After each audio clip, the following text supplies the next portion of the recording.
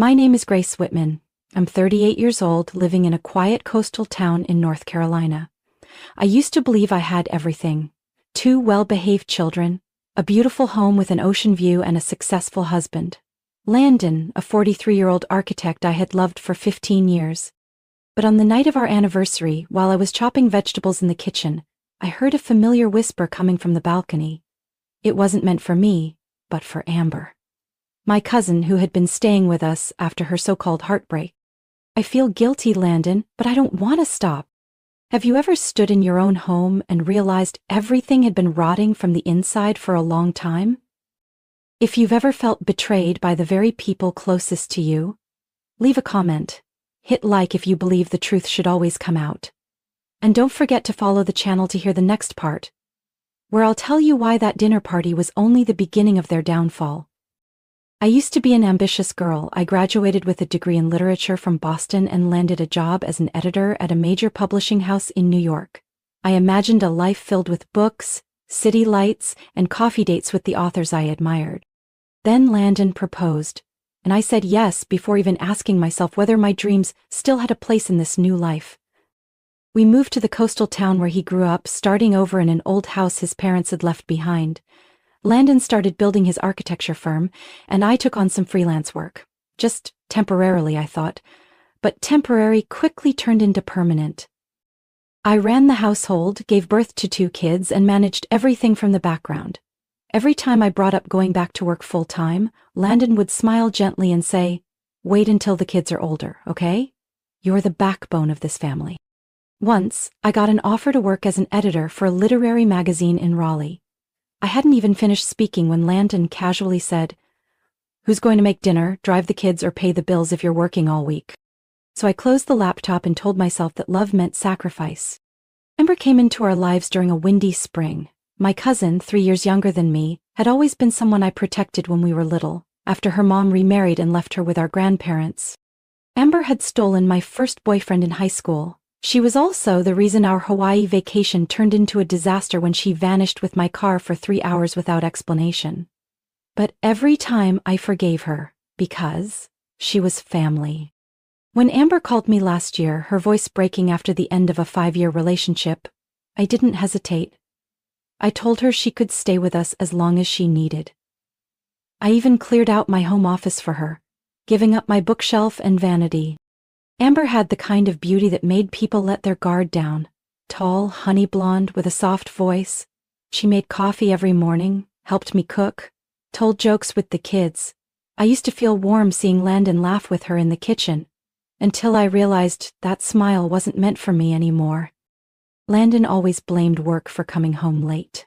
Some nights he said he had client meetings in Charleston, but I found unwashed shirts that smelled like unfamiliar perfume. I confronted him once, just once. He frowned and said I was too sensitive and needed to trust him. I did trust him. I thought that's what marriage was, times of distance, then reconnection. I thought if I cooked better dinners, stayed cheerful, and became an easier wife, things would be fine. But the more I tried, the more invisible I felt. Our conversations revolved around school schedules, electricity bills, and the next dishwasher maintenance. And I couldn't even remember the last time someone asked, "Are you okay?" Landon didn't cheat because I did something wrong. And our marriage didn't fall apart because I was too busy chasing a career. I had given up too much to be blamed for any of it. But the most painful part wasn't that Landon chose to betray me. It was that he chose her. The girl I once saw as a sister. The girl who ate the meals I cooked, slept in the room I prepared, played with my children in the yard I cared for. And worse than that, I had seen the signs. I had felt the shift. But I brushed it off because I didn't want to believe the people I loved could do something unforgivable behind my back. I don't remember how long I sat at the kitchen table after that night. I just remember the porch light bleeding through white curtains, the salty breeze in the air, and Landon's voice echoing in my mind like a film on rewind. But instead of screaming or kicking Amber out, I chose silence. Silence so I could listen more carefully. From that day on, I reset the tiny voice recorder hidden inside the tea jar on the kitchen shelf every morning. I created a private folder on my laptop, named it Summer Winds. something that sounded like an unfinished writing project, but in truth it was a detailed log of their suspicious behavior. Time, messages, glances, gestures. Like the night Landon drove Amber home after a client dinner, parked by the curb for 10 minutes, engine still running, neither of them stepping out. I began noticing the small things I had trained myself to ignore. The perfume on Landon's collar wasn't one I'd ever bought. The way Amber made her coffee every morning suddenly matched Landon's exact taste. Almond milk, no sugar, cinnamon on top. His hand brushing the small of her back as they passed each other in the kitchen. A split second, but enough to chill me. One night, after Landon fell asleep on the couch, I gently took his office keys under the excuse of looking for the tax documents he asked me to prep. That was the cover. What I was really searching for was the truth. In the left drawer beneath old client files and utility bills, I found a leather-bound folder filled with clipped papers. No title, no signatures, but detailed clauses. A draft of a divorce settlement, with everything skewed against me. Landon proposed to divide assets based on current contribution, meaning I, with no steady income, would receive a small share. He would keep the house. Even custody of the children was marked as subject to review due to the mother's inconsistent work schedule. I flipped to the last page. A handwritten note in pen. Wait until after the July trip. Don't rush. My whole body went cold.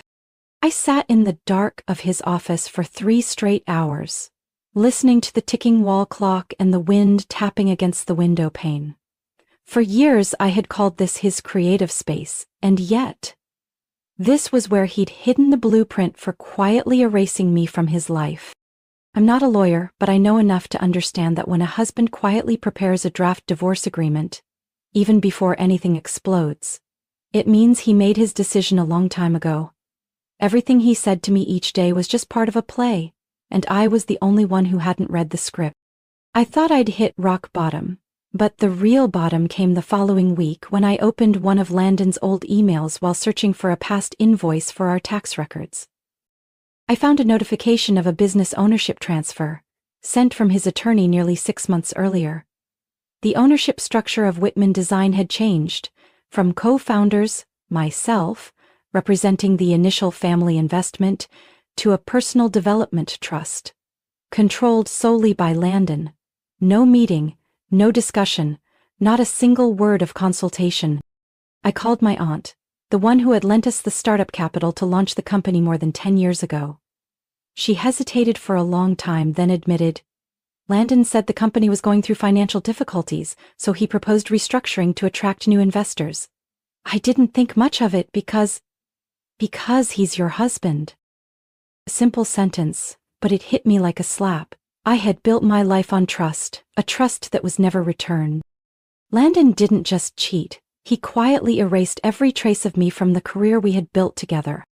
Amber didn't just betray me as family, she stood beside that man, smiling, while I, the one who packed every lunch, attended every parent-teacher meeting, and carried the unseen weight of our life, was pushed out without even knowing. I had thought Amber was the limit, the worst pain a wife could endure. But I was wrong.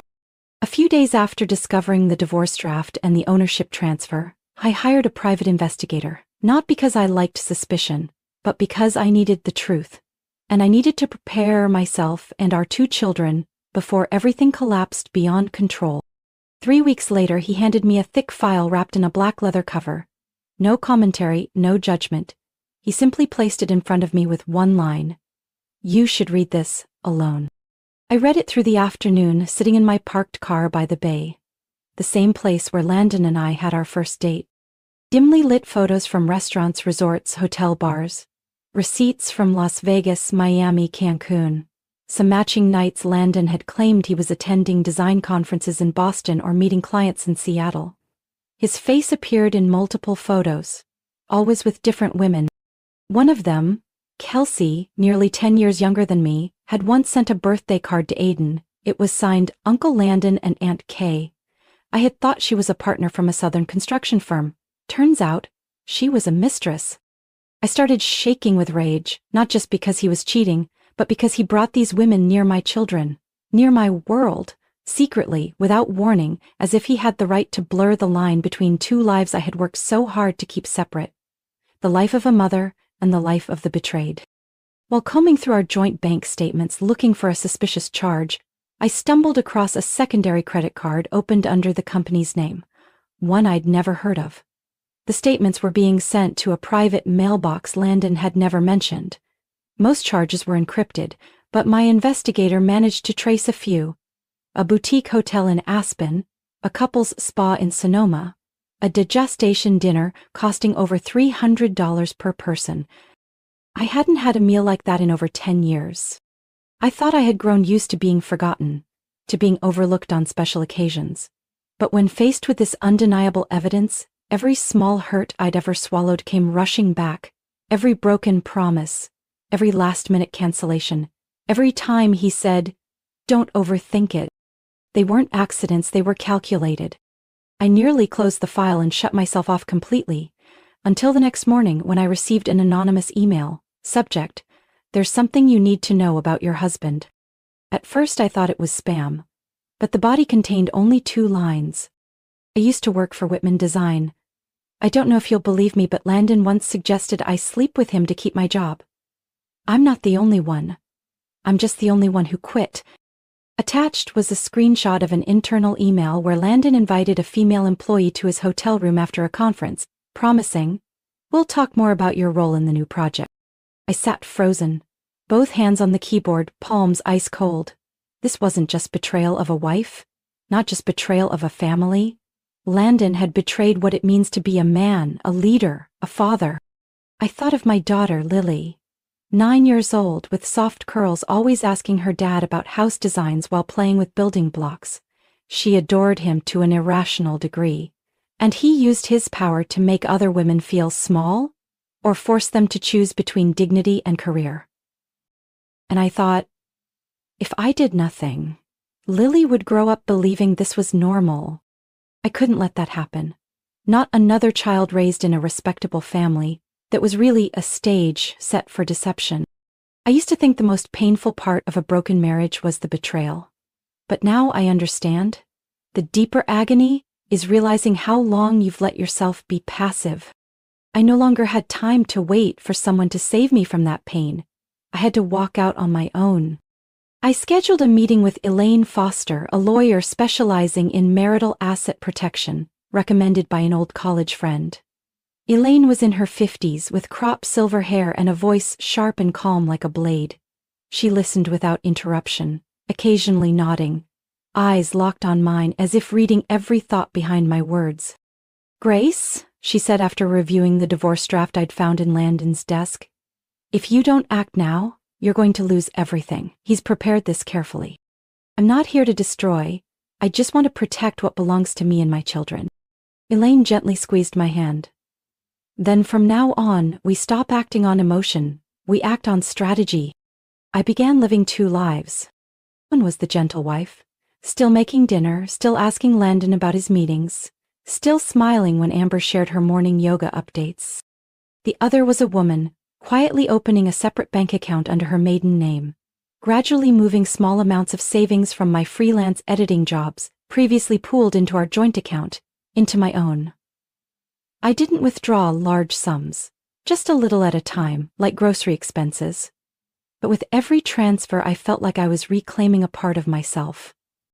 I also started reviewing the original investment contract between my family and Landon's company from 10 years ago. My aunt, who had provided a large sum to help Landon launch Whitman Design, once told me, "There's paperwork, but I never paid much attention." I was different. I kept everything. I asked Camille, my closest college friend, now a senior auditor at a financial firm in Raleigh, to review the statements I had secretly copied from Landon's computer. Camille wasn't easily shocked, but by page 8, her brows furrowed. "You know," she said, "this isn't just hiding money from a spouse. This could be embezzlement. Some of these entries are tied to public funds, the community library project his firm bid on last year." My throat went dry. This wasn't just emotional betrayal anymore, it was financial crime. It involved reputation, legal consequences, and our children's future. "How far do you want to go, Grace?" Camille asked softly. I stayed quiet for a long while, then I said, "Far enough that there's no coming back." I also started thinking about Aiden and Lily, two innocent kids caught in the middle of this storm. I contacted the school counseling office and scheduled a private meeting with the school psychologist. I didn't share the full truth.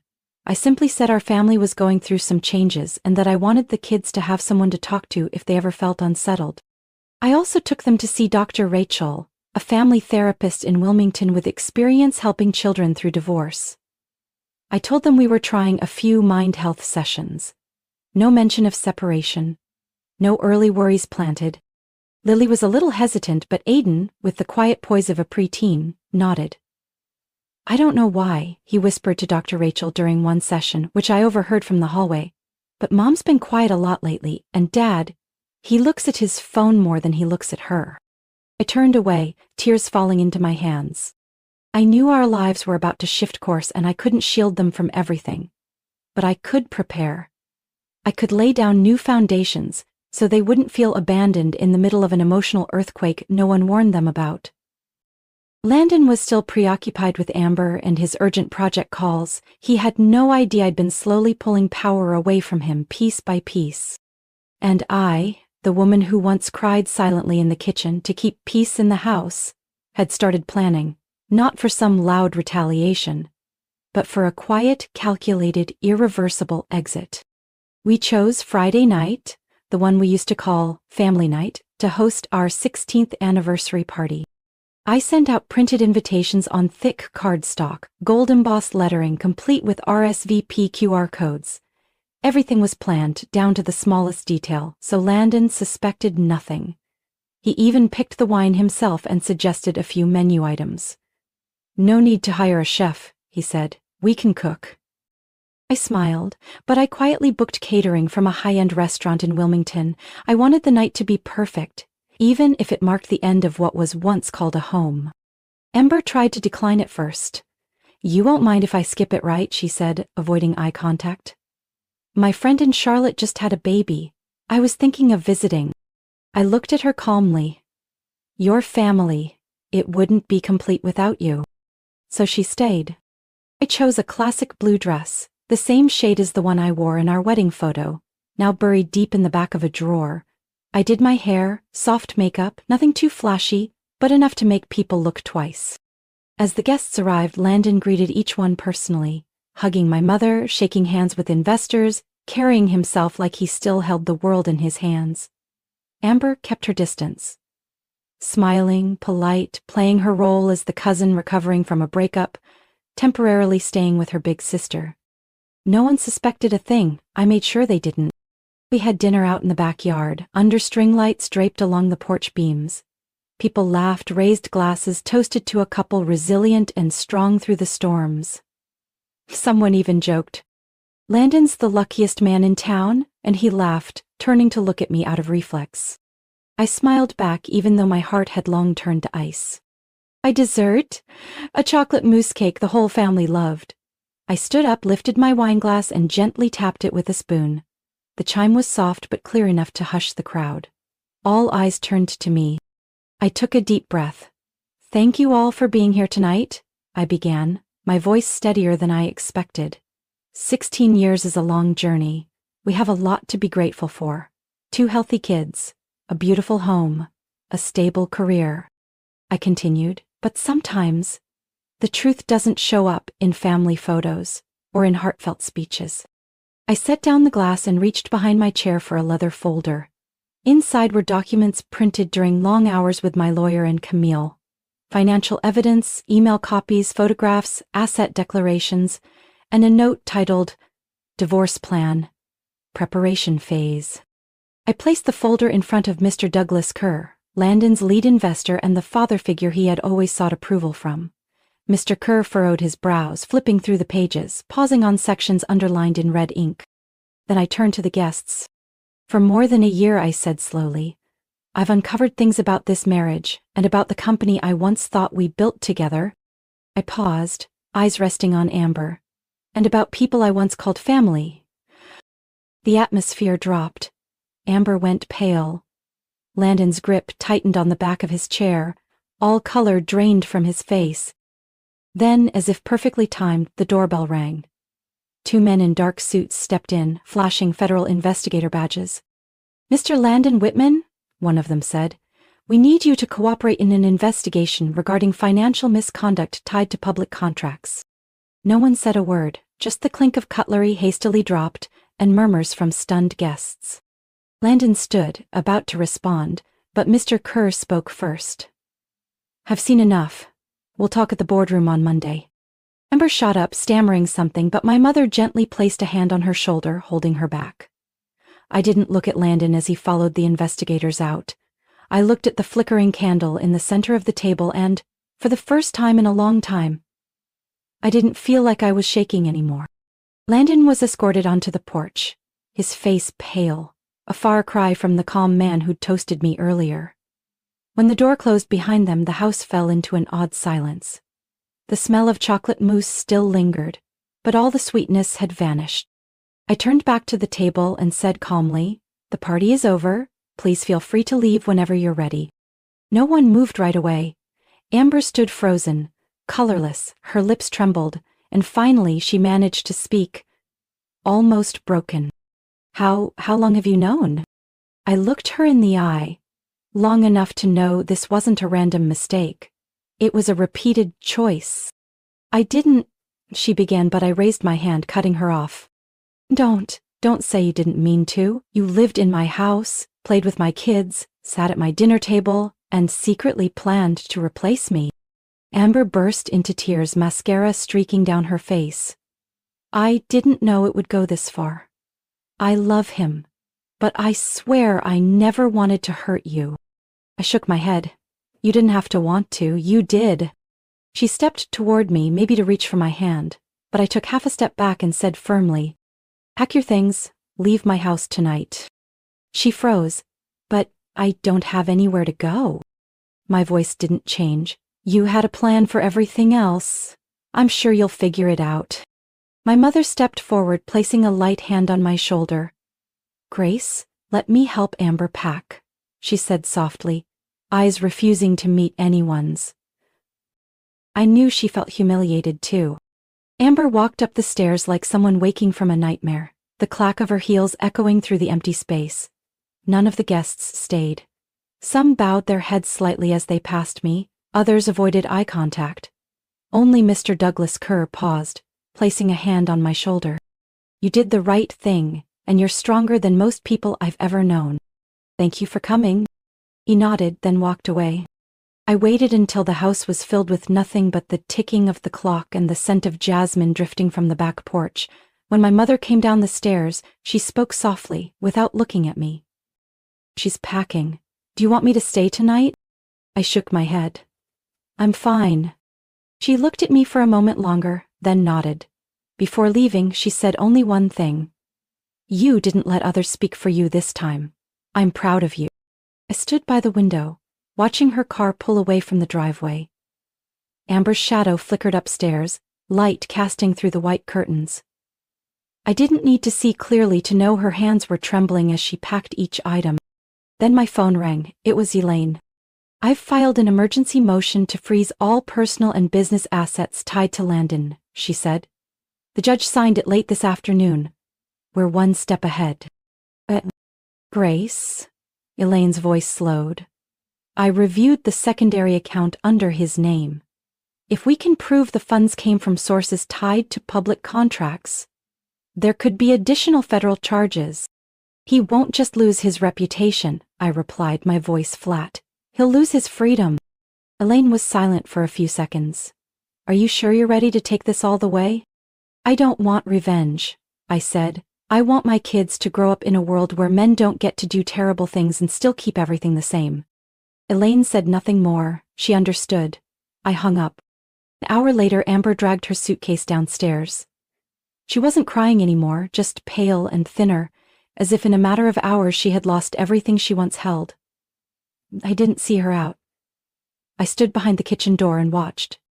2 weeks after that fateful party, the court issued a temporary suspension of Landon's executive authority at Whitman Design.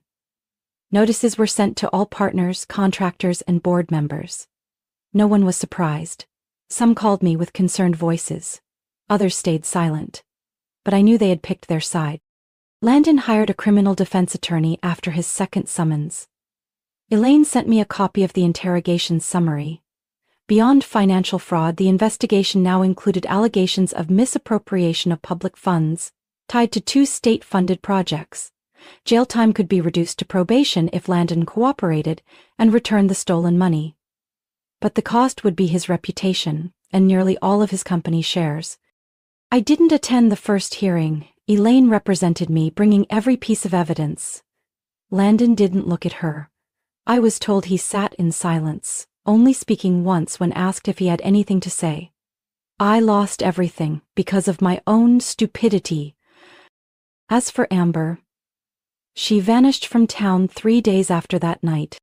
My aunt, Amber's mother, called me around midnight, her voice shaking. Grace, she didn't tell anyone, just left a letter of apology and some cash in an envelope. I haven't dared to open it. I didn't respond right away. Then after a moment I said gently, I hope you're at peace. Amber has to take responsibility. For herself. There's nothing more I can do. I heard soft sobbing on the other end, but this time I felt no guilt. She lost her job at the ad agency she once claimed was just temporary before going back into events. The story spread faster than I expected, not because I told it, but because the people she used had turned their backs. I was invited to interview at Mayfair Publishing in Boston, the same company I had declined over 15 years ago to follow Landon to the coastal town. This time, I walked into the conference room with a resume that needed no embellishment. Remote editing experience, independent projects, and a half-finished novel manuscript. They didn't ask why I had a career gap. They asked, what did you learn during your time as a full-time mom? I smiled, meeting the interviewer's eyes. I learned how to organize a crisis before it begins. 4 days later, I received an email offering me the role of Associate Creative Editorial Director. The salary was enough to support both of my children without needing any assistance from Landon, apart from the court-mandated asset division. That evening, I called Aiden and Lily to the kitchen table and laid out a map. I want to ask you something, I said. If we moved somewhere new, not far, but a place where I get to do what I love, would you be okay with that? Aiden looked at me for a moment, then asked, will there be good ice cream? I laughed, yes. And there's a park and a library too. Willie hugged me from behind. I just want you to keep smiling like you are now. We moved out of the old house in early fall when the leaves began to turn and the air turned crisp. I sold the house to a young couple expecting their first baby. The wife, just over 30, hugged me on the front porch and said, you've kept this place so beautiful. I didn't tell her it had once held oceans of tears. I simply wished her peace. Our new apartment was on the 4th floor of a classic red brick building in Back Bay, close to the park, schools, and only a 10-minute walk to the publishing office. It was smaller, no backyard, no ocean view, but it was mine.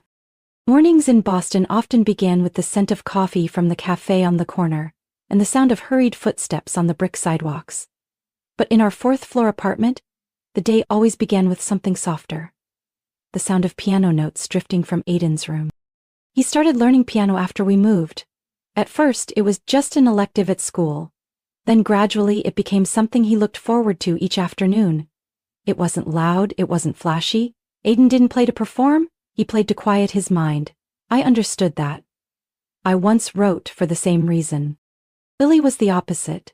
She loved light, movement, expression. I bought her a small camera after catching her secretly photographing sunsets from the balcony with her phone. One of those photos is now printed, framed, and hanging in the hallway that leads to her room. This'll be the first book cover I design, Lily told me one evening as we baked cookies together. I'm not sure I'll be a photographer, but I want to keep this feeling. Like holding on to a moment before it disappears. Capturing emotion is the most important thing. Do whatever you want, as long as you don't lose yourself. The kids don't ask about their father as much anymore. They still talk on the phone once a week, on Saturday mornings. I don't interfere. But I don't insert myself either. They need space to understand, to decide for themselves what kind of relationship they want with Landon. I'm just here, quietly steady, like an anchor in case they drift. As for me, I haven't thought about dating, not because I'm hurt, not because I'm afraid. I just haven't felt the need.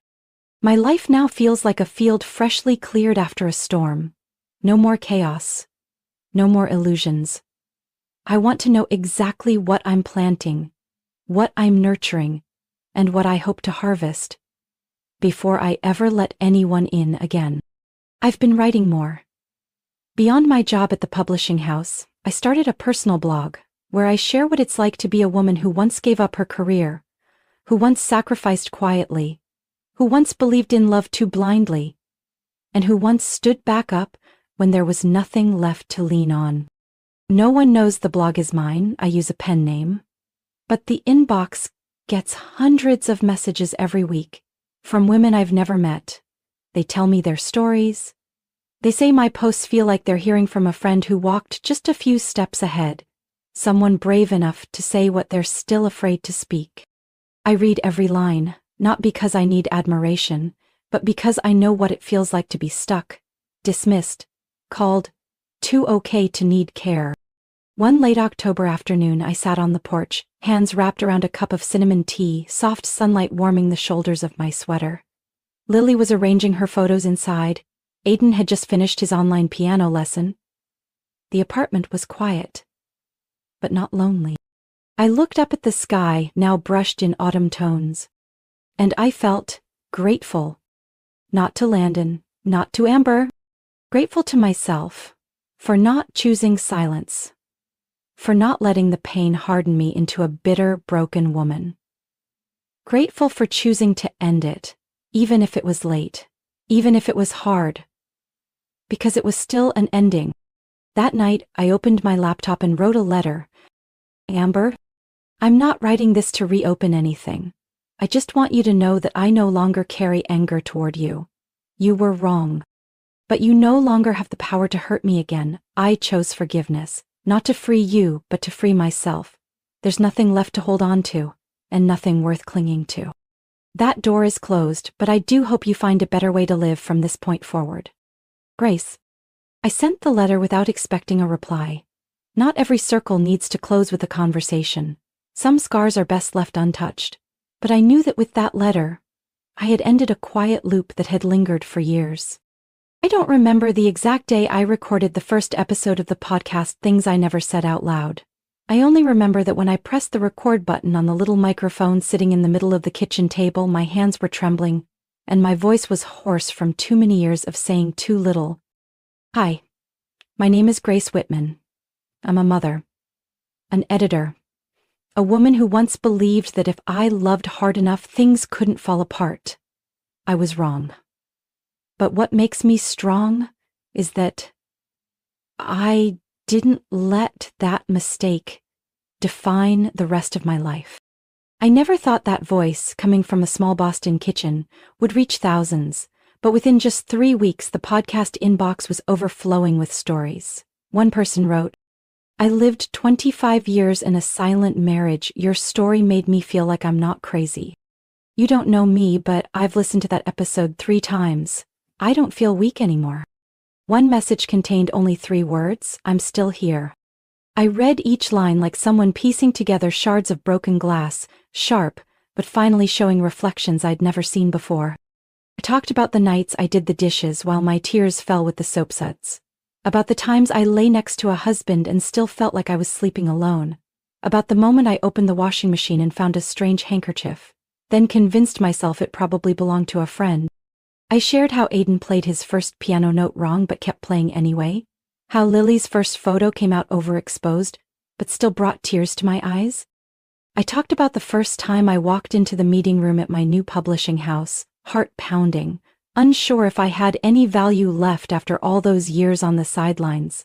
But I was heard, respected, trusted, not because of who I stood beside, but because of who I was. A year passed like a long breath after a decades-long ache. I wasn't the betrayed woman anymore. I was the woman who survived betrayal. More importantly, I was the woman who turned pain into a new foundation. Landon still lives in the same city. I know that from the court's visitation schedule. He doesn't look at me during drop-offs, says nothing beyond pleasantries to the kids. I don't need anything more. I no longer think about where Amber might be. Once I came across an Instagram account. New name, new pictures, a seemingly different life. I didn't click follow. I didn't need to know if she was happy or remorseful. My life no longer lived in their shadow. One Sunday while I was preparing a batch of muffins with Lily in the kitchen, Aiden walked out holding his laptop. Mom, did you upload the new episode today? You said this week you'd talk about the first step after letting go. I smiled. I remember. But this week I think I want you to tell it. Me? He blinked. Yes. Would you like to speak to kids like you about what it's like to live in a family that broke but didn't fall apart? Aiden thought for a moment, then nodded. Only if I get to pick the background music. Lily chimed in. I'll design the cover art for that episode. I leaned against the kitchen doorframe, quietly watching the two of them argue excitedly about font styles and opening piano notes. Aiden insisted on Bach, while Lily campaigned for a modern movie score. In the middle of their laughter, their back and forth, and the late afternoon light spilling through the window, I felt a kind of peace. Deep, real. I used to think my story ended the night I exposed the betrayal in front of everyone. But it didn't. That was only the moment the mask dropped. The real story began when I finally faced myself. Without excuses, without shrinking, without living by anyone else's expectations. When I chose to step out of the shadows, not to defeat anyone, but to reclaim the life I had let others steer for far too long. I didn't forgive to ease their conscience. I forgave because I deserved to live a life not chained to bitterness. I don't need anyone to validate my worth anymore. I've rebuilt myself piece by piece, with truth, with courage, and with the old wounds I no longer deny. And it's from that place that I've come to understand something.